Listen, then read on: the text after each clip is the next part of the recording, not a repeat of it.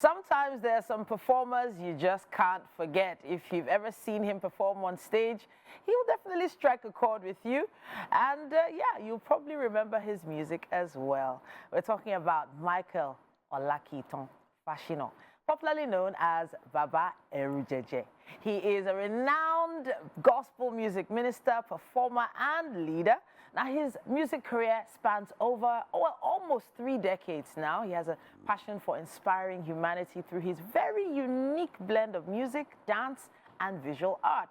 Now, he's mentored quite a few artists in Nigeria, known artists, and he's performed at many concerts all over the world, probably over 500 if I'm not mistaken.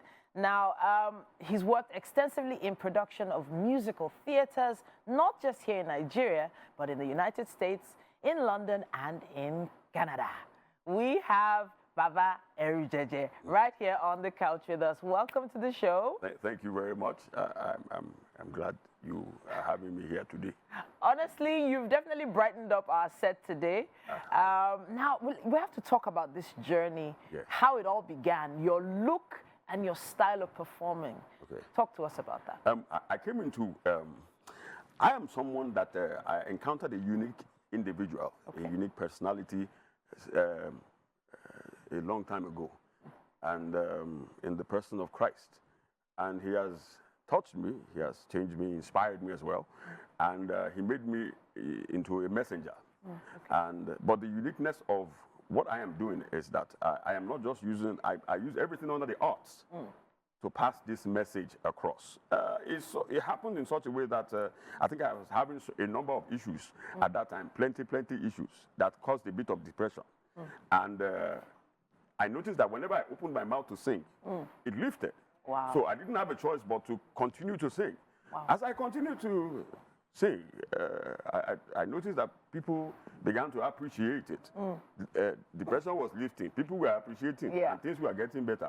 And also, I had this very fantastic imaginative ability. You know, I escape into it sometimes. So I noticed that helped me to be able to enter this world, that helped me to be able to write certain stories. Okay. And it led me to be writing, because I liked folklore, folk tales and things like that. So I put them together.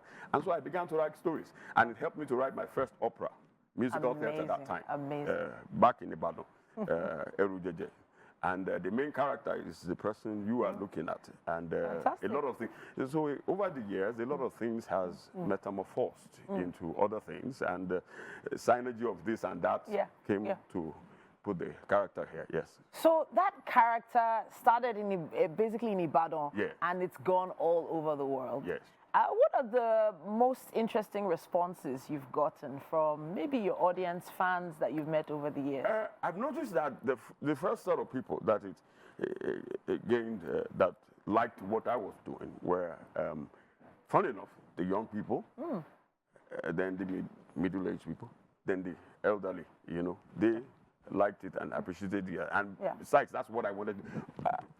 This is a secret. Okay. I started singing Oyibo songs. Okay. And R&B and the rest of them. Okay. But only a class of people appreciated it. So when I did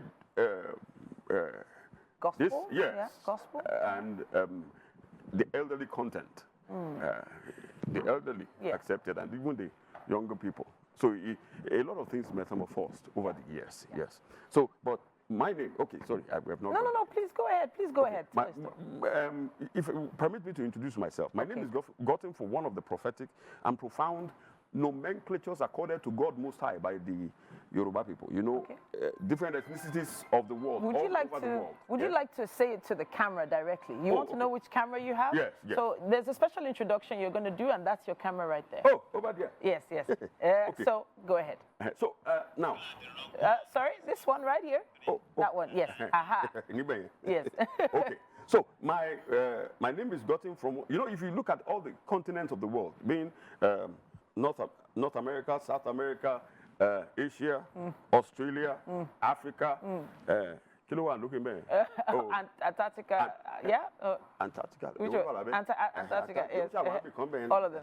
So if people, ancient people that lived, they knew that there was an ultimate authority in the heavenly realms that ruled over the affairs of men, but they didn't know how to accord him a name. But how do you give names to one who owns all?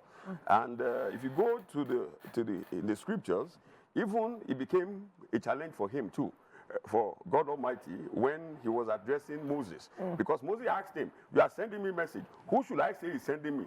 Even God said, "I am," because you know. And but in doing this, my people looked at the awesome elements of the earth and the awesome works of his hands, and they began to give him names metaphorically based on these elements. One of such names is this. They call him the Alagbalubu Ibu, which means that he is the widest expanse of waters, limitless in depths and in width.